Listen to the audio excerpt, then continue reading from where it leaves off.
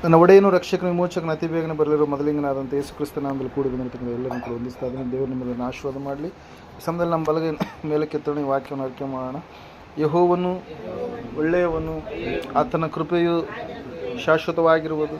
ಯೆಹೋವನು ಒಳ್ಳೆಯವನು, ಆತನ ಕೃಪೆಯು ಶಾಶ್ವತವಾಗಿರುವುದು. ಯೆಹೋವನು ಒಳ್ಳೆಯವನು, ಆತನ ಕೃಪೆಯು ಶಾಶ್ವತವಾಗಿರುವುದು. ಆಮೇನ್, ಆಮೇನ್, ಆಮೇನ್. Okay, hallelujah. ಈ ಸಮಯದಲ್ಲಿ ನೇರವಾಗಿ ನಾವು ದೇವರ ವಾಕ್ಯದ ಕಡೆಗೆ ಹೋಗೋಣ. ಒಂದು ವಾರದಲ್ಲಿ ಶನಿವಾರ ದಿವಸ ನಾವು ಪ್ರಾರ್ಥನೆ ಕೂಟ ಮಾಡಿದ್ವಿ. ಅವತ್ತಿನ ದಿವಸ ನಾರಾಯಣಪುರ ಮನೆಯಲ್ಲಿ ಪ್ರಾರ್ಥನೆ ಕೂಟ ಇತ್ತು. ಅಲ್ಲಿ ನಾವು ವಾಕ್ಯದ ಮೂಲಕವಾಗಿ ಆಶೀರ್ವದಿಸಲ್ಪಟ್ಟಿದೆ ಎಂಬುದಾಗಿ ಸಂಪೂರ್ಣ ನಾನು ನಂಬ್ತಾ ಇದ್ದೇನೆ. ಈ ಸಮಯದಲ್ಲಿ ನೇರವಾಗಿ ಒಂದು ಮನೆಯಲ್ಲಿ ನಾವು ದೇವರ ಧ್ಯಾನಕ್ಕೋಸ್ಕರವಾಗಿ ತೆಗೆದುಕೊಂಡಿರ್ತಕ್ಕಂಥ ಅಂಶ ಯಾವುದಂತಂದರೆ, ದೇವರ ಮಕ್ಕಳಾಗಿರ್ತಕ್ಕಂಥ ನಾವು ನಮ್ಮ ನಡತೆ ಯಾವ ರೀತಿಯಾಗಿ ಇರಬೇಕು ಎಂಬುದಾಗಿ. ಹಲ್ಲೆಲೂಯಾ. ನಡತೆಯುಳ್ಳ ಮಕ್ಕಳಾಗಿ ನಾವು ಜೀವಿಸಬೇಕಂತೇಳಿ ದೇವರು ಏನು ಮಾಡ್ತಾ ಇದ್ದಾನೆ, ನಮ್ಮನ್ನು ಕರೆದಿದ್ದಾನೆ. ಅನೇಕ ಸಂದರ್ಭಗಳಲ್ಲಿ ನಾವು ನೋಡ್ತಾ ಇರ್ತೇವೆ, ಭಕ್ತರಾಗಿರ್ತಕ್ಕಂಥ ಅವರ ಹೆಸರುಗಳು ಯಾಕೆ ಅಷ್ಟು ಪ್ರಖ್ಯಾತಿ ಪಡೆದುಕೊಂಡು ಅಂತಂದರೆ, ಅವರು ತಮ್ಮ ನಡತೆಯ ಮೂಲಕವಾಗಿ ದೇವರನ್ನು ಅವ್ರು ಏನು ಮಾಡಿದ್ರಿ, ನಂಬಿಕೆ ಜೀವಿತವನ್ನು ಜೀವಿಸಿ ಅವರು ದೇವರನ್ನು ಮೆಚ್ಚಿಸಿದ್ರು. ಪ್ರಿಯರೇ, ಹಲ್ಲೆಲೂಯಾ.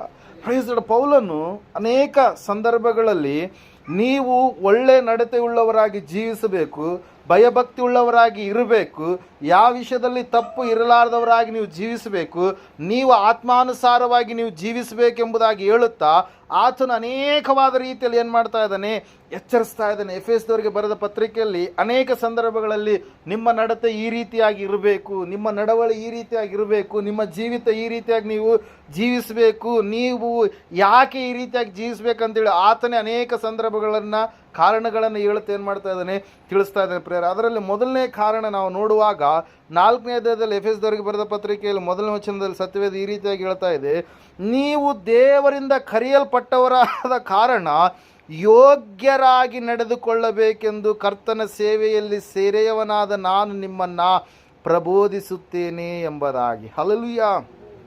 Praise Lord. ದೇವರ ವಾಕ್ಯದಲ್ಲಿ ನಾವು ನೋಡ್ತಾ ಇದ್ದೇವೆ, ಮೊದಲನೇದಾಗಿ ಯಾಕೆ ನಮ್ಮ ನಡತೆ ಬಹಳ ಪ್ರಾಮುಖ್ಯತೆಯನ್ನು ಪಡೆಯುತ್ತದೆ ಅಂತೇಳಿ ನಾವು ನೋಡುವಾಗ, ನಾವು ಮನುಷ್ಯರು ಕರೆದ ಮಾತ್ರಕ್ಕೆ ಬಂದಂಥವರಲ್ಲ, ಮನುಷ್ಯರ ಸಿದ್ಧಾಂತಗಳ ಮೂಲಕವಾಗಿ ಏರ್ಪಾಟಾದಂಥ ದೇವರನ್ನು ವಿಶ್ವಾಸಿಸುವಂಥವ್ರು, ನಂಬುವಂಥವರಲ್ಲ. ನಾವು ಸೃಷ್ಟಿಕರ್ತನಾದಂಥ ದೇವರ ಮಕ್ಕಳಾಗಿದ್ದೇವೆ. ಆತನು ನಮ್ಮನ್ನು ಕರೆದಾಗ ನಾವು ಆತನನ್ನು ನಂಬಿದವರಾದ ಕಾರಣಕ್ಕಾಗಿ, ದೇವರಿಂದ ಕರೆಯಲ್ಪಟ್ಟಂಥ ಮಕ್ಕಳು ನಾವಾಗಿರುವ ಕಾರಣಕ್ಕಾಗಿ ನಮ್ಮ ನಡತೆ ಒಂದು ಯೋಗ್ಯವಾದಂಥ ನಡತೆಯಾಗಿ ಇರಬೇಕೆಂಬುದಾಗಿ ಇಲ್ಲಿ ಏನು ಮಾಡ್ತಾ ಇದ್ದಾನೆ, ಪೌಲನು ಕೇಳ್ತಾ ಇದ್ದಾನೆ. ಪ್ರೇರೆ, ಹಲ್ಲೆಲೂಯಾ. ಇವತ್ತಿನ ದಿವಸ ನಮ್ಮ ಜೀವಿತವನ್ನು ನಾವು ಪರೀಕ್ಷೆ ಮಾಡಿಕೊಳ್ಳೋಣ. ಅನ್ಯರ ಮಧ್ಯದಲ್ಲಿ ನಾವಿರುವಾಗ ನಾವು ಯಾವ ಯಾವ ವಿಷಯದಲ್ಲಿ ಕ್ರಿಸ್ತನನ್ನು ನಾವು ತೋರಿಸಬೇಕಾಗಿತ್ತು, ಕ್ರಿಸ್ತನ ಮಕ್ಕಳು ನಾವು ಎಂಬುದಾಗಿ ತಿಳಿಯಪಡಿಸಬೇಕಾಗಿತ್ತು. ಅವರು ನಮ್ಮನ್ನು ನೋಡಿದಾಗ ಇವರು ಒಳ್ಳೆಯ ಭಕ್ತಿಯ ಜೀವಿತವನ್ನು ಮಾಡ್ತಾ ಇದ್ದಾರೆ ಎಂಬುದಾಗಿ ನಮ್ಮ ಕುರಿತಾಗಿ ಅವರು ಒಳ್ಳೆಯ ಸಾಕ್ಷಿಯನ್ನು ಹೇಳಬೇಕಾಗಿತ್ತು. ಆದರೆ ಅನೇಕ ಸಂದರ್ಭಗಳಲ್ಲಿ ನಾವೇನು ಮಾಡ್ಕೊಳ್ತಾ ಇದ್ದೀವಿ, ನಮ್ಮ ಭಕ್ತಿಯ ವಿಷಯದಲ್ಲಿ ಬಲಹೀನರಾಗಿ ಹೋಗ್ಬಿಡ್ತಾ ಇದ್ದೇವೆ. ಅಯ್ಯೋ, ಅವ್ರ ಕುರಿತಾಗಿ ನಮ್ಗೆ ಗೊತ್ತಿಲ್ವಾ, ದೇವರು ನಂಬಿದ್ದೇವೆ ಅಂತ ಹೇಳ್ತಾರೆ, ಎಲ್ಲ ಕೆಲಸಗಳನ್ನು ಮಾಡ್ತಾರೆ. ದೇವರು ನಂಬಿದ್ದೇವೆ ಅಂತ ಹೇಳ್ತಾರೆ, ಎಲ್ಲ ಸಂಪ್ರದಾಯಗಳನ್ನು ಮಾಡ್ತಾರೆ. ದೇವರು ನಂಬಿದ್ದೇವೆ ಅಂತ ಹೇಳ್ತಾರೆ, ಬಾಯಿ ತೆಗೆದ್ರೆ ಸುಳ್ಳು ಹೇಳ್ತಾರೆ. ದೇವರು ನಂಬಿದ್ದೇವೆ ಅಂತ ಹೇಳ್ತಾರೆ, ಅಲ್ಲ ಸಲ್ಲದ ಕಾರ್ಯಗಳ ಕಡೆಗೆ ಹೋಗ್ತಾರೆ. ದೇವರು ನಂಬಿದ್ದೇವೆ ಅಂತ ಹೇಳ್ತಾರೆ, ಭಯಂಕರವಾಗಿರ್ತಕ್ಕಂಥ ಪಾಪ ಕೃತ್ಯಗಳು ಮಾಡುವಂಥ ಸ್ಥಳಗಳೆಲ್ಲ ಹೋಗಿ ಅವರು ಕೂತ್ಕೊಳ್ತಾರೆ, ಅವರಿಗೆ ಸಪೋರ್ಟಿವ್ ಆಗಿರ್ತಾರೆ ಅಂತೇಳಿ ಅನೇಕರು ಮಾತಾಡಿಕೊಳ್ತಾ ಇರ್ತಾರೆ. ಪ್ರೇರೆ, ಹಲ್ಲೆಲೂಯಾ. ಅದಕ್ಕಾಗಿ ದೇವರು ಇವತ್ತಿನ ದಿವಸ ನಿನ್ನ ಸಂಗಡ ಎಚ್ಚರಿಕೆಯಿಂದ ಮಾತಾಡ್ತಾ ಇದ್ದೀನಿ. ಏನಂತ ಹೇಳಂತಂದರೆ, ನಾವು ಯೋಗ್ಯರಾಗಿ ನಡೆದುಕೊಳ್ಳಬೇಕು. ನಮ್ಮ ಭಕ್ತಿ ಹೆಂಗಿರ್ಬೇಕ್ರಿ, ಯೋಗ್ಯತೆ. ಹಲ್ಲೆಲೂಯಾ. Praise Lord. ಕೆಲವೊಬ್ರು ಲೋಕಾನುಸಾರವಾಗಿ ನಾವು ನೋಡುವಾಗ ಬೈತಿರ್ತಾರೆ. ಬೈಬೇಕಾದ್ರೆ ಏನು ಅಯೋಗ್ಯದೆಯೋ ನೀನು ಅಂತೇಳಿ. ಅಯೋಗ್ಯ ಅಂದ್ರೆ ಏನರ್ಥ? ಯೋಗ್ಯತೆ ಇರಲಾರ್ದಂಥ ವ್ಯಕ್ತಿ ಎಂಬುದಾಗಿ. ಹಲ್ಲೆಲೂಯಾ. Praise Lord. ಅದಕ್ಕಾಗಿ ದೇವರು ನಮ್ಮ ಸಂಗಡ ಮಾತಾಡ್ತಾ ಇದ್ದಾನೆ, ನಾವು ಯೋಗ್ಯತೆಯುಳ್ಳವರಾಗಿ ನಡೆದುಕೊಳ್ಳಬೇಕು, ಯೋಗ್ಯರಾಗಿ ನಾವು ನಡೆದುಕೊಳ್ಳಬೇಕು. ನಾವು ದೇವರ ಜನಾಂಗವಾಗಿ ಮಾಡಲ್ಪಟ್ಟಂಥವರಾಗಿದ್ದೇವೆ, ಪರಲೋಕ ಸಂಸ್ಥಾನದವರಾಗಿದ್ದೇವೆ. ದೇವರು ನಮ್ಮನ್ನು ಕರೆದಿದ್ದಾನೆ, ನಮ್ಮನ್ನು ತನ್ನ ಸ್ವಂತ ರಕ್ತದ ಮೂಲಕವಾಗಿ ಆರಿಸಿ ತೆಗೆದುಕೊಂಡಿದ್ದಾನೆ. ಈ ಲೋಕದಲ್ಲಿ ಎಷ್ಟೋ ಜನರು ಇರಬಹುದು, ಆದರೆ ನಮ್ಮನ್ನು ದೇವರು ಪ್ರತ್ಯೇಕವಾಗಿ ಒಂದು ಜನಾಂಗವಾಗುವುದಕ್ಕಾಗಿ ಕರೆದಿದ್ದಾನೆ. ನಮ್ಮ ಕುಟುಂಬದವರು, ನಮ್ಮ ಕುಟುಂಬದ ಲೈನೇಜ್ ನೋಡಿದರೆ, ನಮ್ಮ ಕುಲಗಳ ಲೈನೇಜ್ ನೋಡಿದರೆ ನಾವು ಎಲ್ಲೆಲ್ಲಿಂದನೂ ಹೇಗೆ ಹೋಗಿ ಬಂದು ಇವತ್ತಿನ ದಿವಸ ನಾವೇನಾಗಿದ್ದೀವಿ ರೀ, ದೇವರ ಕುಟುಂಬದಲ್ಲಿ ಸೇರಿಕೊಂಡಂಥವರು, ದೇವರ ರಾಜ್ಯದಲ್ಲಿ ಸೇರಿಕೊಂಡಂಥವರು, ದೇವರ ಮಕ್ಕಳು, ಕ್ರಿಸ್ತನ ದೇಹಕ್ಕೆ ಸಂಬಂಧಪಟ್ಟಂಥವರು, ದೇವರಿಗೆ ಬಾಧ್ಯಸ್ಥರು, ದೇವರ ಆಲಯವು ಕ್ರಿಸ್ತನ ವಾಸಸ್ಥಳವಾಗಿ ಇವತ್ತಿನ ದಿವಸ ನಾವೇನು ಮಾಡ್ತಾ ಇದ್ದೇವೆ, ಕಾಣಿಸಿಕೊಳ್ತಾ ಇದೆ ಪ್ರೇರ. ಅದಕ್ಕಾಗಿ ದೇವ್ರ ವಾಕ್ಯ ಹೇಳ್ತಾ ಇದೆ, ಅದಕ್ಕಾಗಿ ಸತ್ಯವೇದ ಹೇಳ್ತಾ ಇದೆ ಸ್ಪಷ್ಟವಾಗಿ, ನೀವು ಹೆಂಗೆ ನಡಿಕಬೇಕಂತೆ, ದೇವರ ಕರೆಗೆ ಹೋಗೊಟ್ಟಂಥ ನೀವು ಸಂಪೂರ್ಣವಾಗಿ ಯೋಗ್ಯರಾಗಿ ನಡೆದುಕೊಳ್ಳಬೇಕು.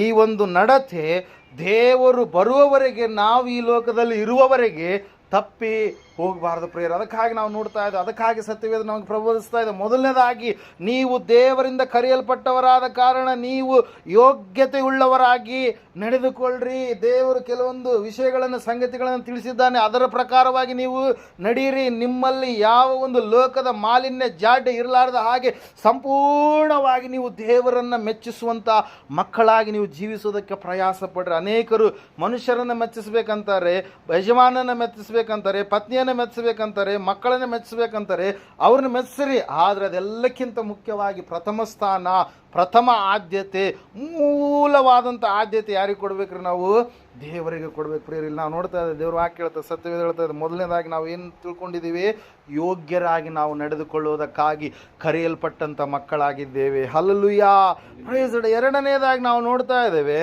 ಅದೇ 4ನೇ ಅಧ್ಯಾಯದಲ್ಲಿ ಸತ್ಯವೇದ ಈ ರೀತಿಯಾಗಿ ತಿಳಿಸ್ತಾ ಇದೆ. ಒಂದು ಸಾರಿ ನಾವು ಓದೋಣ, 17ನೇ ವಚನ. ಆದದರಿಂದ ಅನ್ಯ ಜನರು ನಡೆದುಕೊಳ್ಳುವ ಪ್ರಕಾರ ನೀವು ಇನ್ನು ಮೇಲೆ ನಡೆದುಕೊಳ್ಳಬಾರದೆಂದು ಕರ್ತನಲ್ಲಿರುವವನಾಗಿ ನಿಮಗೆ ಖಂಡಿತವಾಗಿ ಹೇಳುತ್ತೇನೆ. Hallelujah, praise Lord. ಏನು ಹೇಳ್ತಾ ಇದ್ದಾನೆ ಮತ್ತಿಲ್ಲಿ? ಅನ್ಯ ಜನರು ನಡೆದುಕೊಳ್ಳುವ ಪ್ರಕಾರ ಅಂದರೆ ಲೋಕಸ್ಥರು ನಡೆದುಕೊಳ್ಳುವ ಪ್ರಕಾರ. ಅವ್ರು ಲೋಕಸ್ಥರು ಏನು ಮಾಡ್ತಾರೆ? ತಮಗೆ ಇಷ್ಟ ಬಂದ ಮಾರ್ಗದಲ್ಲಿ ಅವರು ಜೀವಿಸುವುದಕ್ಕಾಗಿ ಇಷ್ಟಪಡ್ತಾರೆ. ಅವರ ಮಾರ್ಗ ವಿಶಾಲವಾದ ಮಾರ್ಗ. ಅವರು ಏನು ಮಾಡಿದರೂ ಕೂಡ ಅವ್ರನ್ನ ಯಾರು ಹೇಳೋರಿರೋದಿಲ್ಲ, ಕೇಳೋರಿರೋದಿಲ್ಲ. ಅವರಿಗೆ ಇದೇ ಒಂದು ನೀತಿಯ ಮಾರ್ಗ, ಸತ್ಯ ಮಾರ್ಗ, ಇದರಲ್ಲೇ ನಾನು ಜೀವಿಸಬೇಕು, ಇದೇ ಒಂದು ಮಾರ್ಗದಲ್ಲಿ ನಾನು ಹೋಗುವಾಗ ಮುಂದೆ ನನಗೆ ಆಶೀರ್ವಾದ ಸಿಗುತ್ತೆ, ಮೋಕ್ಷ ಸಿಗುತ್ತೆ, ನೀತಿಯ ಸತ್ಯತೆಯ ಒಂದು ದಾರಿ ಇದರಲ್ಲೇ ಇದೆ ಎಂಬುದಾಗಿ ಅವ್ರು ತಿಳಿದುಕೊಂಡು ಹೋಗೋದಿಲ್ಲ. ಅನ್ಯ ಜನರು ಏನು ಮಾಡ್ತಾರೆ? ವಿಶಾಲವಾದ ಮಾರ್ಗದಲ್ಲಿ ನಡೀತಾರೆ. ಅದಕ್ಕಾಗಿ ಅವ್ರು ಕೇಳಿದ್ರೆ ಏನಂತೇಳಿ, ನನ್ನಿಷ್ಟ ನೀವ್ಯಾರು ನನ್ನ ಕೇಳಕ್ಕಂತ? ಅಲ್ಲಿ ನಾನು ನಡೆದ ನನ್ನಿಷ್ಟ, ನೀವೇನು ನನಗೆ ದುಡ್ಡು ಕೊಡ್ತೀರಾ ಕುಡಿಯೋಕ್ಕೆ? ನೀವೇನು ನನಗೆ ಸಿಗರೇಟ್ ಸೇದಕ್ಕೆ ದುಡ್ಡು ಕೊಡ್ತೀರಾ? ನೀವೇನು ತಂಬಾಕು ಹಾಕ್ಕೊಳ್ಳೋಕೆ ದುಡ್ಡು ಕೊಡ್ತೀರಾ? ಅಲ್ಲಲ್ಲಿಯ ನೀವೇನು ಇಸ್ಪೇಟ್ ಆಡೋಕ್ಕೆ ದುಡ್ಡು ಕೊಡ್ತೀರಾ? ನೀವೇನಾದ್ರು ಕುಡಿಯೋಕ್ಕೆ ದುಡ್ಡು ಕೊಡ್ತೀರಾ? ಅಲ್ಲಲ್ಲಿಯ ಪ್ರೈಸ್ ಅದರಿಂದ ಕೆಟ್ಟದಿದೆ ಅಂತೇಳಿ ಹೇಳಿದ್ರು ಕೂಡ ಅವ್ರು ಏನು ಮಾಡಲ್ಲ, ಕೇಳೋದಿಲ್ಲ. ಆದರೆ ದೇವ್ರು ನಮಗೇನು ಮಾಡಿದ್ದಾನೆ? ಒಂದು ಮಾರ್ಗವನ್ನು ತೋರಿಸಿದ್ದಾನೆ ಪ್ರಿಯರೇ. ಹಲ್ಲೆಲೂಯಾ. ಒಂದು ಒಳ್ಳೆಯ ಒಂದು ಕಾರ್ಯವನ್ನು ದೇವರು ತೋರಿಸಿದ್ದಾನೆ, ಒಂದು ದಾರಿಯನ್ನು ದೇವರು ತೋರಿಸಿದ್ದಾನೆ. ಆ ದಾರಿ ಯಾವ ದಾರಿ ರೀ? ಅದು ರಾಜನ ದಾರಿ, ಅದು ಸತ್ಯದ ದಾರಿ, ಅದು ನೀತಿಯ ದಾರಿ, ಅದು ರಕ್ಷಕನ ದಾರಿ. ಆ ದಾರಿಯಲ್ಲಿ ನಾವು ಇರಬೇಕು ಹೊರತಾಗಿ ಅನ್ಯ ಜನರೋಪಾದಿಯಲ್ಲಿ ನಾವು ಜೀವಿಸಬಾರ್ದು. ಇಲ್ಲಿ ಪೌಲನು ಹೇಳ್ತಾ ಇದ್ದಾನೆ ಏನಂತೇಳಿ ಅಂತಂದರೆ, ನಡೆದುಕೊಳ್ಳುವುದರ ವಿಷಯವಾಗಿ 2ನೆಯ ಮಾತನ್ನು ಇದೇ ಅಧ್ಯಾಯದಲ್ಲಿ ತಿಳಿಸ್ತಾ ಇದ್ದಾನೆ. ಏನಂತ ಹೇಳ್ತಾ ಇದ್ದಾನೆ? ನೀವು ಅನ್ಯ ಜನರು ನಡೆದುಕೊಳ್ಳುವ ರೀತಿಯಲ್ಲಿ ನಡೆದುಕೊಳ್ಳಬಾರದು. ನಾವು ಈ ಲೋಕದ ಜನರಂತೆ ಜೀವಿಸಿದರೆ ಕ್ರಿಸ್ತನಿಗೆ ಯೋಗ್ಯವಾದ ಜೀವಿತವನ್ನು ಜೀವಿಸೋದಕ್ಕೆ ಸಾಧ್ಯ ಆಗೋದಿಲ್ಲ ಪ್ರಿಯರೇ. ಅದಕ್ಕಾಗಿ ನಾವು ನೋಡ್ತಾ ಇದ್ದೇವೆ, ಅದಕ್ಕಾಗಿ ದೇವ್ರ ವಾಕ್ಯ ಹೇಳ್ತಾ ಇದೆ, ಸತ್ಯವೇದ ಹೇಳ್ತಾ ಇದೆ, ಅವರು ನಿಷ್ಪ್ರಯೋಜನ ಬುದ್ಧಿಯುಳ್ಳವರಾಗಿ ಏನು ಮಾಡ್ತಾರಂತೆ? ನಡೆದುಕೊಳ್ಳುವವರಾಗಿರ್ತಾರೆ. Hallelujah, praise Lord. ಹೆಂಗೆ, ಯಾವ ಪ್ರಯೋಜನ ರೀ? ನಿಷ್ಪ್ರಯೋಜನ. ಅವ್ರಿಗೆ ಭವಿಷ್ಯತ್ತಿನ ಕುರಿತಾಗಿ ಗೊತ್ತಿಲ್ಲ, ಮುಂದೆ ಏನಾಗಲಿಕ್ಕಿದೆಯೋ ಗೊತ್ತಿಲ್ಲ. ಈ ಒಂದು ಲೋಕ ಶಾಶ್ವತ, ಕಣ್ಣಿಗೆ ಕಾಣುವಂಥದ್ದೇ ನಿಜ ಅಂತೇಳಿ ತಿಳ್ಕೊಳ್ತಾರೆ. ಕಣ್ಣಿಗೆ ಕಾಣಲಾರದ ಹಿಂದೆ ದೊಡ್ಡ ಸೃಷ್ಟಿ ಇದೆ ಎಂಬುದಾಗಿ ಅವ್ರು ಗ್ರಹಿಸೋದಕ್ಕೆ ಇಷ್ಟಪಡೋದಿಲ್ಲ ಪ್ರಿಯರೇ. Hallelujah, praise Lord. ದೇವರ ವಾಕ್ಯ ಹೇಳ್ತಾ ಇದೆ, ಸತ್ಯವೇದ ಹೇಳ್ತಾ ಇದೆ, ನಿಷ್ಪ್ರಯೋಜನವುಳ್ಳ ಆಲೋಚನೆಗಳನ್ನು ಮಾಡುವಂಥವರಾಗಿರ್ತಾರೆ. ಈ ಲೋಕದಲ್ಲಿ ಅನೇಕರು ತಮ್ಮ ಆಲೋಚನೆ ಮತ್ತು ವಿವೇಚನಾ ಶಕ್ತಿ ಸಾಮರ್ಥ್ಯದ ಕುರಿತಾಗಿ ಹೆಚ್ಚೆಚ್ಚಾಗಿ ಹೆಚ್ಚಳ ಪಡುವಂಥವ್ರಾಗಿರ್ತಾರೆ. ಅವರು ದೇವರ ವಿಷಯದಲ್ಲ, ತಮ್ಮ ವಿಷಯದಲ್ಲಿಯೇ ಅವ್ರು ಏನು ಮಾಡ್ತಾರೆ ರೀ? ಹೆಚ್ಚಾಗಿ ಹೆಚ್ಚಳ ಪಡ್ತಾರೆ ಪ್ರಿಯರೇ. ಅದಕ್ಕಾಗಿ ನಾವು ನೋಡ್ತಾ ಇದ್ದೇವೆ, ಅನ್ಯರಂತೆ ನೀವು ಜೀವಿಸಬೇಡ್ರಿ. ಹಲ್ಲೆಲೂಯಾ. ಅನ್ಯ ಜನರೋಪಾದಿಯಲ್ಲಿ ನೀವು ಇರಬೇಡ್ರಿ. ನೀವು ಆ ಒಂದು ವಿಷಯಗಳನ್ನು ನೀವು ತಿಳಿದುಕೊಂಡಂಥವ್ರಾಗಿದ್ರಿ. ಪುನಃ ಪುನಃ ತಪ್ಪಿ ಹೋಗುವುದು ಯಾಕೆ? ಪುನಃ ದಾರಿ ತಪ್ಪುವಂಥದ್ದು ಯಾಕೆ? ಎಷ್ಟು ಸಾರಿ ನೀವು ದೇವರು ನಂಬಿ ಎಷ್ಟು ವರ್ಷಗಳಾಯಿತು, ಆದರೂ ಕೂಡ ಪುನಃ ತಪ್ಪಿ ಹೋಗೋದಕ್ಕೆ ಕಾರಣ ಏನು? ಹಲ್ಲೆಲೂಯಾ. ಕಾರಣ ಏನ್ರಿ? ನಾವು ಭಕ್ತಿಯ ವಿಷಯದಲ್ಲಿ ಏನಾಗಿದ್ದೇವೆ? Take it easy, adjustment life ಅಂತೀವಿ. ಏನಂತೇಳಿ, ಇರಲಿ ಬಿಡಪ್ಪ, ನಾವು ಹಿಂಗೆ ಇದ್ದು ಬಿಡೋಣ ಅಂತೇಳಿ. ಹಲ್ಲೆಲೂಯಾ. ಬಸಪ್ಪರ ಹಂಗಿದ್ರೆ ಏನಾಗುತ್ತೆ ರೀ? ಅಪಾಯ ಬರುತ್ತೆ. ಹಲ್ಲೆಲೂಯಾ. ಹನುಮಂತರು ಏನು ಬರುತ್ತೆ? ಅಪಾಯ ಬರುತ್ತೆ. ಹಲ್ಲೆಲೂಯಾ. ನಾವು ಒಂದು ದಾರಿಯನ್ನು ಹಿಡಿದಂಥವರಾಗಿದ್ದೇವೆ. ಆ ದಾರಿ ಒಳ್ಳೆ ದಾರಿಯಾಗಿದೆ, ಸುಧಾರಿಯಾಗಿದೆ, ನಾನೇ ಮಾರ್ಗ ಸತ್ಯ ಜೀವ ಎಂಬುದಾಗಿ ಹೇಳಿದ ದೇವರ ದಾರಿಯನ್ನು ಹಿಡಿದಂಥವರಾಗಿದ್ದೇವೆ. ಆತನು ಗಮ್ಯಸ್ಥಾನವನ್ನು ಮುಟ್ಟಿಸುವಂಥ ಅಂಬಿಗನಾಗಿದ್ದಾನೆ. ಆ ದೇವರ ದಾರಿಯಲ್ಲಿ ನಾವಿರುವಾಗ ಅನ್ಯ ಜನರ ರೀತಿಯಲ್ಲಿ ನಾವೇನು ಮಾಡಬಾರ್ದು? ನಡೆದುಕೊಳ್ಳಬಾರ್ದು. ಅವರ ಮನಸ್ಸು ಮೊಬ್ಬಾಗಿ ಹೋಗಿದೆ.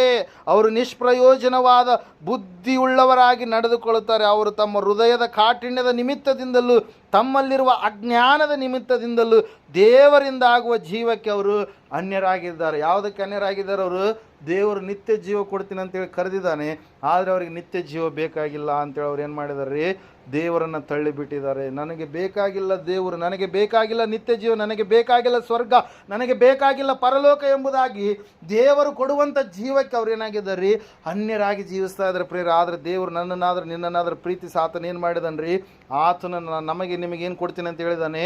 ನಿತ್ಯ ಜೀವ, ಶಾಶ್ವತವಾಗಿರುವಂಥ ಜೀವ. ಮೊದಲನೇದಾಗಿ ನಾವು ಯೋಗ್ಯರಾಗಿ ನಡೆದುಕೊಳ್ಬೇಕು.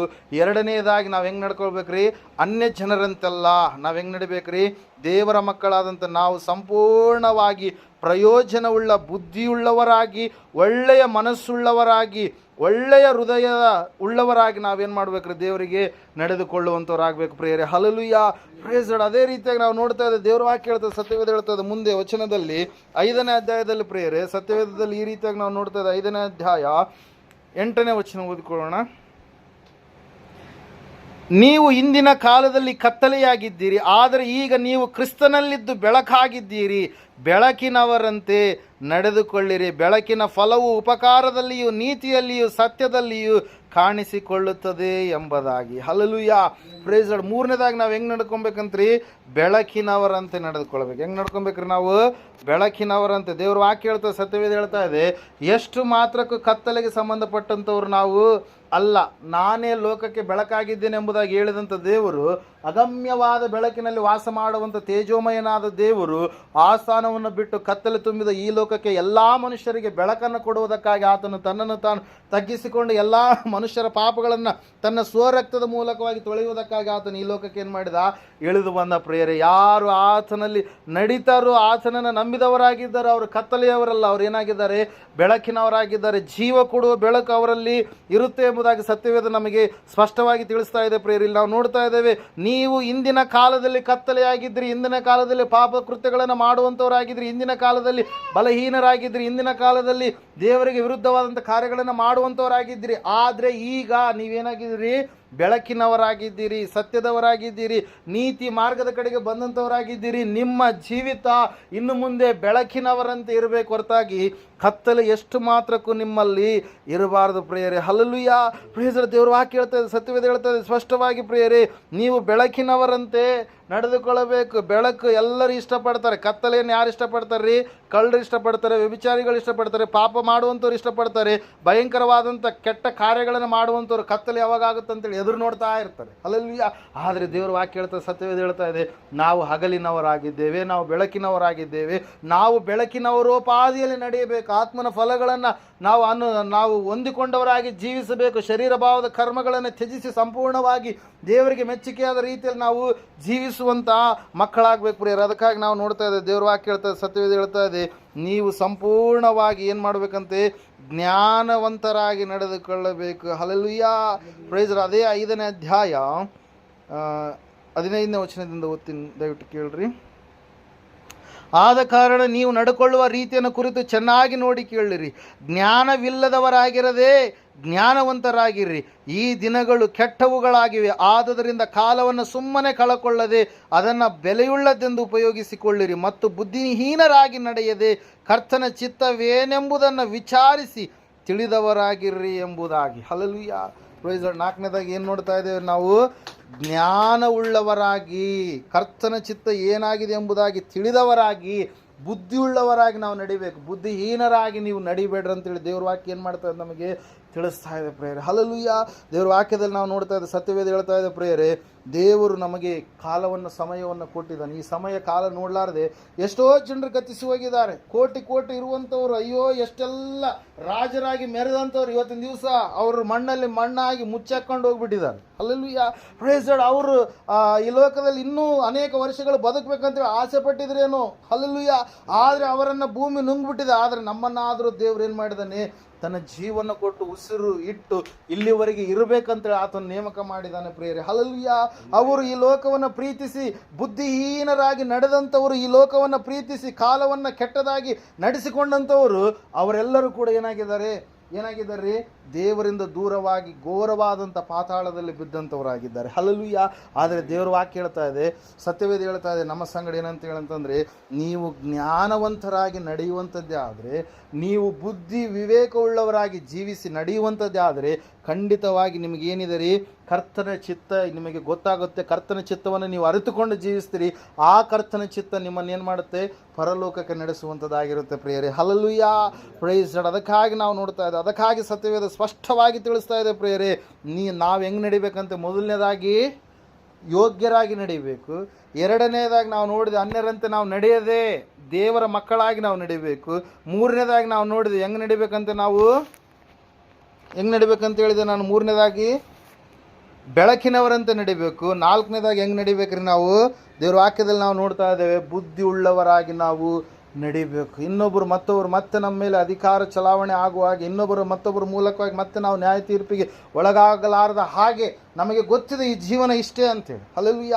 Price Lord. ಅದರ ಒಳಗಡೆಯಾಗಿಯೇ ನಮ್ಮ ಜೀವಿತ ಇರಬೇಕು ಹೊರತಾಗಿ ಅದರಿಂದ ನಾವು ದೂರ ಹೋಗಬಾರ್ದು. ನಮಗೆ ನೇಮಕ ಮಾಡಿದಂಥ ಒಂದು ಕಾಲ ಏನಿದೆಯೋ, ಸಮಯ ಏನಿದೆಯೋ, ದೇವರನ್ನು ತಿಳಿದುಕೊಂಡಿರ್ತಕ್ಕಂಥ ನಾವುಗಳು ಆ ಸಮಯ, ಆ ಕಾಲ, ಆ ಒಂದು ಸ್ಥಿತಿಯಲ್ಲಿಯೇ ನಾವು ದೇವರನ್ನು ನೋಡ್ತಾ ಹೋಗ್ಬೇಕು. ಈ ಲೋಕದಲ್ಲಿ ನಾವು ಜೀವಿಸಬೇಕಾದ್ರೆ ಕೆಲಸ ಭಾಳ ಮುಖ್ಯ. ಆ ಕೆಲಸವನ್ನು ಮಾಡಬೇಕು, ದೇವರನ್ನು ನಾವು ಆರಾಧಿಸುವಂಥವರು ಆಗಬೇಕು ಪ್ರೇರ. ಅದನ್ನು ಬಿಟ್ಟು ಇನ್ನೊಂದು ಮುನ್ನೊಂದು ಕತ್ತಲೆಗೆ ಸಂಬಂಧಪಟ್ಟಿರುವಂಥದ್ದು, ಬುದ್ಧಿಹೀನತೆ ಕೆಲಸಕ್ಕೆ ಸಂಬಂಧಪಟ್ಟಿರುವಂಥದ್ದು, ಅನ್ಯ ಜನರೋಪಾದಿಯಲ್ಲಿ ಅಗಲವಾದ ಮಾರ್ಗದಲ್ಲಿ ನಾವು ನಡೆಯೋದಕ್ಕೆ ಇಷ್ಟಪಡುವಂಥದ್ದೇ ಆದರೆ ಖಂಡಿತವಾಗಿ ನಾವೇನಾಗ್ತೀವಿ, ದೇವರಿಂದ ದೂರವಾಗಿ ಬಲಹೀನತೆಯ ಕಡೆಗೆ ಹೋದಂಥವರಾಗಿ, ದಾಸತ್ವದ ಕಡೆಗೆ ಹೋದಂಥವರಾಗಿ ನಾವೇನಾಗ್ಬಿಡ್ತೀವಿ, ಈ ಲೋಕದ ಜಂಜಾಟದಲ್ಲಿ ಸಿಲುಕಿಕೊಂಡವರಾಗಿ, ಚಕ್ರವ್ಯೂಹದಲ್ಲಿ ಸಿಲುಕಿಕೊಂಡವರಾಗಿ, ಹೊರಗಡೆ ಬರಲಾರದೆ, ದೇವರಿಗೆ ಮೆಚ್ಚುಗೆಯಾದ ರೀತಿಯಲ್ಲಿ ನಡೆದುಕೊಳ್ಳಲಾರದೆ, ಸಂಪೂರ್ಣವಾಗಿ ದೇವರಿಂದ ದೂರ ಆಗುವಂಥ ಮನಸ್ಸುಳ್ಳವರಾಗಿ, ದೇವರಿಗೆ ಬೇಡವಾದಂಥ ಕಾರ್ಯಗಳನ್ನೇ ಮಾಡುವಂಥವರಾಗಿ ಇರಲಿ ಬಿಡು ಅಂತೇಳಿ ದೇವರನ್ನು ಮತ್ತು ಈ ಲೋಕವನ್ನು ಕೂಡ ನಾವು ಪ್ರೀತಿಸುತ್ತಾ ನಡೆಯುವಂಥವರಾಗಿಬಿಡ್ತಾರೆ. ಆದರೆ ದೇವರು ಅದನ್ನು ನಮ್ಮಿಂದ ಕೇಳ್ತಾ ಇಲ್ಲ. ನೀವು ಸಂಪೂರ್ಣವಾಗಿ ನನ್ನ ಮಕ್ಕಳಾಗಿಯೇ ಇರಬೇಕು. ನಿಮ್ಮಲ್ಲಿ ಲೋಕದ ಯಾವ ಕಾರ್ಯವೂ ಕೂಡ ಇರಬಾರ್ದು. ನಿಮ್ಮಲ್ಲಿ ಯಾವ ಒಂದು ವಿಷಯ ಸಂಗತಿಗಳು ಕೂಡ ಜರುಗಬಾರ್ದು, ನಡೀಬಾರ್ದು. ನೀವು ಸಂಪೂರ್ಣವಾಗಿ ಪರಿಶುದ್ಧನಾಗಿರುವ ದೇವರಾದಂಥ ನಾನು ಯಾವ ರೀತಿಯಾಗಿ ಪರಿಶುದ್ಧನಾಗಿದ್ದೇನೋ ನೀವು ಕೂಡ ಅದೇ ರೀತಿಯಾಗಿ ಪರಿಶುದ್ಧವಾಗಿ ನಡೆದುಕೊಳ್ಬೇಕಂತೇಳಿ ದೇವರು ನನ್ನಿಂದ ನಿನ್ನಿಂದ ಏನು ಮಾಡ್ತಾ ಇದ್ದಾನೆ, ಕೇಳುವಂಥ ದೇವರಾಗಿದ್ದಾನೆ ಪ್ರಿಯರು. ಅದಕ್ಕಾಗಿ ನಾವು ನೋಡ್ತಾ ಇದ್ದೇವೆ, ದೇವ್ರ ವಾಕ್ಯ ಹೇಳ್ತಾ ಇದೆ, ನಾನು ಆಗಲೇ ಹೇಳಿದೆ ಏನಂತೇಳಿ, ನಾವು ಕ್ರಿಸ್ತನ ಸ್ಥಳವಾಗಿದ್ದೇವೆ, ದೇವರ ಆಲಯವಾಗಿದ್ದೇವೆ, ಪರಿಶುದ್ಧರಾಗುವುದಕ್ಕಾಗಿ ಕರೆಯಲ್ಪಟ್ಟಂಥ ಜನಾಂಗದವರಾಗಿದ್ದೇವೆ, ಯಾಜಕರ ಸಮೂಹವಾಗಿದ್ದೇವೆ, ಅರಸರು ನಾವಾಗಿದ್ದೇವೆ. ದೇವ್ರ ವಾಕ್ಯ ಹೇಳ್ತಾ ಇದೆ, ದೇವರ ಮಕ್ಕಳು ಎನ್ನುವಂಥ ಬಿರುದನ್ನು ದೇವರು ನಮಗೆ ಕೊಟ್ಟಿದ್ದಾನೆ. ಇಷ್ಟೆಲ್ಲ ಬಿರುದುಗಳನ್ನು ಹೊಂದಿರತಕ್ಕಂಥ ನಾವು ನಮ್ಮ ನಡತೆ ಹೆಂಗಿರ್ಬೇಕ್ರಿ, ಚಂಚಲವಾಗಿರಬಾರ್ದು. ಹಲ್ಲೆಲೂಯ. ನಮ್ಮ ನಡತೆ ಸ್ಥಿರವಾಗಿರಬೇಕು. ಹಲ್ಲೆಲೂಯ. Praise Lord. ಅದಕ್ಕಾಗಿ ಪ್ರಿಯರೇ, ದೇವ್ರ ವಾಕ್ಯ ಹೇಳ್ತಾ ಇದೆ, ಇವತ್ತು ನಾವೆಲ್ಲರೂ ಕೂಡ ನಾವೇನು ಮಾಡೋಣ, ನಮ್ಮ ನಡತೆಯನ್ನು ಸರಿ ಮಾಡಿಕೊಳ್ಳೋಣ. ಯಾವ ವಿಷಯದಲ್ಲಿ ಲೋಪ ಇದೆ, ಯಾವ ವಿಷಯದಲ್ಲಿ ಬೇಡವಾದಂಥ ಕಾರ್ಯ ಇದೆಯೋ, ಆತ್ಮಾನುಸಾರವಾಗಿ ನಡೀತಾ ಇದ್ದೇವ, ಶರೀರಾನುಸಾರವಾಗಿ ನಡೀತಾ ಇದ್ದೇವ, ನಮ್ಮ ಜೀವಿತವನ್ನು ನಾವೇನು ಮಾಡೋಣ, ಪರೀಕ್ಷೆ ಮಾಡಿಕೊಳ್ಳೋಣ. ನಮಗೆ ಯಾವ ಒಂದು ಕೆಲಸ ಇದೆಯೋ ಆ ಕೆಲಸದಲ್ಲಿಯೇ ನಾವು ನಿಮಗ್ನರಾಗಿ ದೇವರನ್ನು ಆರಾಧಿಸುತ್ತಾ ನಾವು ಬದುಕುವುದಕ್ಕಾಗಿ ಆ ಕೆಲಸವನ್ನು ಮಾಡುತ್ತಾ ನಮ್ಮ ಜೀವಿತವನ್ನು ನಾವೇನು ಮಾಡೋಣ ಮುಂದೆ ಸಾಗಿಸುತ್ತಾ ಹೋಗೋಣ. ಯಾರು ಇನ್ನೊಬ್ಬ ವ್ಯಕ್ತಿ ನಮ್ಮ ಮೇಲೆ ಬೆರಳು ಮಾಡಿ ತೋರಿಸಲಾರ್ದ ಹಾಗೆ ನಮ್ಮ ಭಕ್ತಿಯ ಜೀವಿತವನ್ನು ನಾವೇನು ಮಾಡೋಣ, ಕಟ್ಟಿಕೊಳ್ಳುವಂಥವ್ರಾಗೋಣ ಪ್ರಿಯರೇ. ಹಲ್ಲೆಲೂಯಾ. Praise Lord. ದೇವರು ಖಂಡಿತವಾಗಿ ಆ ರೀತಿಯಾಗಿ ನಾವು ನಡೆಯುವಾಗ ಆತ ನಮ್ಮನ್ನು ಏನು ಮಾಡ್ತಾನೆ, ಕೈ ಬಿಡದೆ ಕೈ ಹಿಡಿದು ನಡೆಸುವಂಥ ದೇವರಾಗಿದ್ದಾನೆ ಪ್ರಿಯರೇ. ಅನೇಕ ಭಕ್ತರನ್ನು ನಡೆಸಿದ ಹಾಗೆ ನನ್ನನ್ನು ನಿನ್ನನ್ನು ಆತನು ಕೈ ಬಿಡಲ್ಲ. ಆತನು ಖಂಡಿತವಾಗಿ ಏನು ಮಾಡ್ತಾನೆ, ನಡೆಸ್ತಾನೆ. ಕೊನೆಯವರೆಗೂ ಕೂಡ ಆತನು ನಮ್ಮನ್ನು ಆಧರಿಸುತ್ತಾನೆ, ಸಂತೈಸುತ್ತಾನೆ. ಯಾಕಂದರೆ ಆತನ ಮಕ್ಕಳು ನಾವಾಗಿದ್ದೇವೆ. ಆತನು ಚೆನ್ನಾಗಿ ನಡೆಯುವಂಥ ಮಕ್ಕಳನ್ನು ಯಾವಾಗಲೂ ಕೂಡ ಒಂದು ಸ್ಥಾನದಿಂದ ಮುಂದೊಂದು ಸ್ಥಾನದ ಕಡೆಗೆ ಆತನು ಏನು ಮಾಡ್ತಾನೆ, ಹೆಚ್ಚಿಸಿಕೊಂಡು ಹೋಗ್ತಾನೆ. ಅದರ ಸಲುವಾಗಿ ನೋಡ್ರಿ, 28ನೇ ಅಧ್ಯಾಯದಲ್ಲಿ ಧರ್ಮೋಪದೇಶ ಕಾಂಡ ಪುಸ್ತಕದಲ್ಲಿ ನಾವು ನೋಡುವಾಗ ಸತ್ಯವೇದ ಈ ರೀತಿಯಾಗಿ ಹೇಳ್ತದೆ. ಒಂದು ವಚನ ಓದಿಸಿ ನಾನು ಮುಗಿಸ್ತೀನಿ. ಧರ್ಮೋಪದೇಶ ಕಾಂಡ ಪುಸ್ತಕ 28ನೇ ಅಧ್ಯಾಯ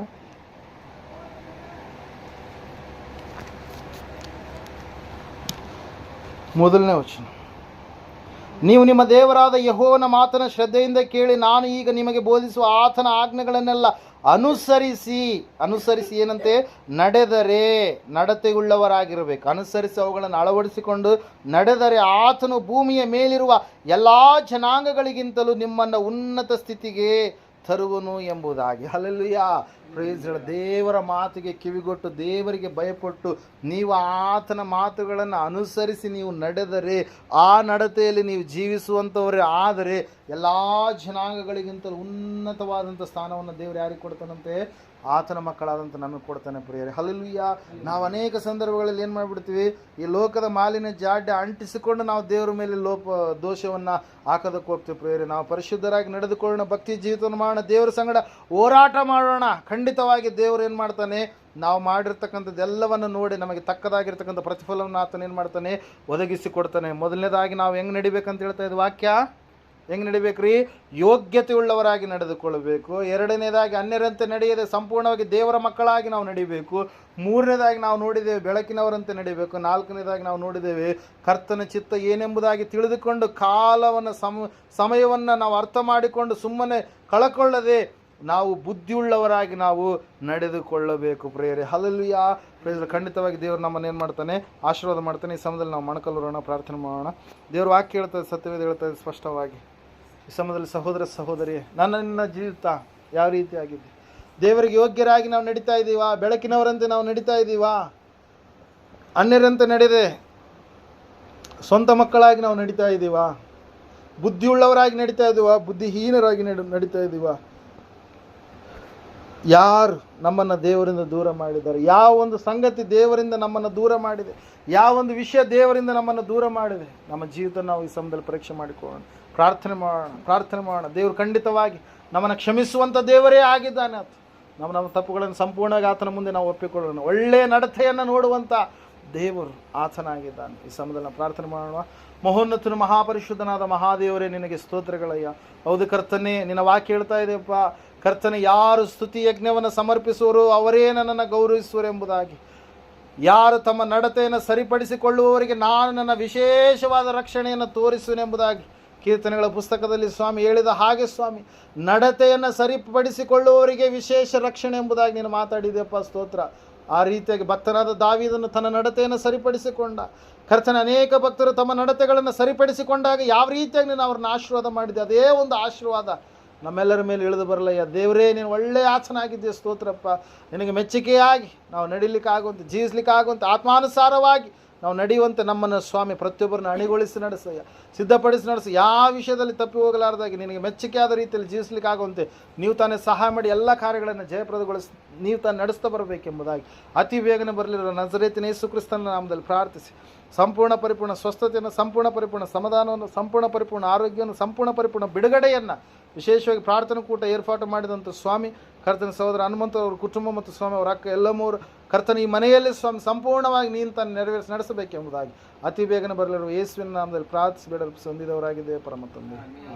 ನಮ್ಮ ತಂದೆಯಾದ ದೇವರ ಶಾಶ್ವತವಾದ ಪ್ರೀತಿ, ಕುಮಾರನಾಗಿ ಬಂದರೆ ಯೇಸು ಕ್ರಿಸ್ತನ ಶಾಶ್ವತವಾದ ಕೃಪೆ, ಪರಿಶುದ್ಧಾತ್ಮ ದೇವರ ಶಾಶ್ವತವಾದ ಅನೇಕ ನಡೆಸಿ ಅಲಂಕರಿಸಿ ಬಲಪಡಿಸಲಿಕ್ಕೆ ಕೂಡಿ ಬಂದರೆ ಇವರ ಸಂಘದಲ್ಲಿ ಸಕಲ ಸದ್ಭಕ್ತರ ಸಂಘದಲ್ಲಿ, ಪ್ರಪಂಚದಲ್ಲಿ ಎಲ್ಲ ಮನುಷ್ಯರ ಸಂಘದಲ್ಲಿ, ಸಕಲ ಸದ್ಭಕ್ತರ ಸಂಘದಲ್ಲಿ ಸದಾಕಾಲ ನೆಲೆಯಾಗಿರಲಿ ಸ್ವಾಮಿ. ಆಮೇಲೆ ಯೇಸು ರಕ್ತಕ್ಕೆ ಜಯ. ಸಕಲ